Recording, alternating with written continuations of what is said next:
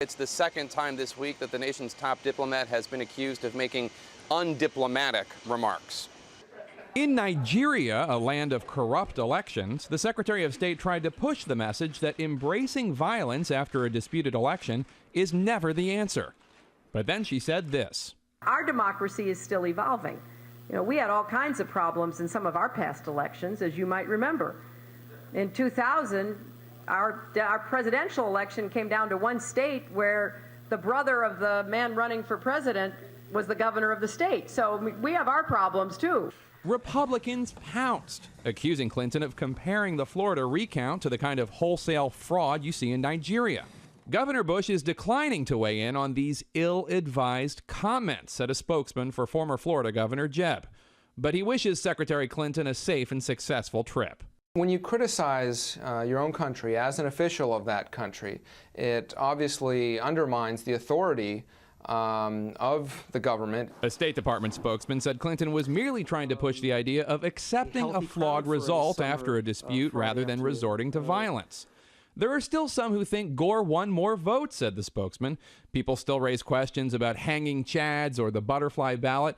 We're still arguing about it, but eventually Vice President Gore accepted the result yielded and paved the way for President Bush's inauguration. And some foreign policy experts agree that Clinton said nothing wrong. I think she was doing the right thing by giving the Nigerians a sense, we Americans, we're not perfect either. All countries have problems. These comments come just 2 days after Secretary Clinton in the Congo seemed to take offense when asked how her husband felt about China's offer of a loan to that country. My husband is not the Secretary of State. I am. After the comments on Monday, everybody is watching her like a hawk.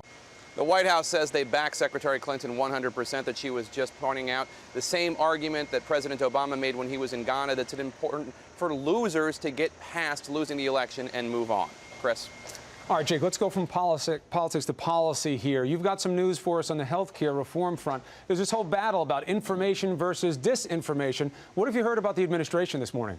Well, we have an exclusive report here, the fact that the administration is tired and feels victimized of these viral emails that emerge seemingly out of nowhere, spreading misinformation throughout the world about healthcare reform and other issues. They're launching a viral email of their own this morning from White House senior advisor David Axelrod. It will outline, in his view, 8 reasons why reform is needed, 8 reasons why reform is urgently needed, and 8 common myths about reform. It also links to a web video where the White House healthcare reform czar deconstructs and takes apart one of the opponent's viral emails, talking about all the myths within it. Chris? All right, so that's the battle online. Jake, thanks for the reporting.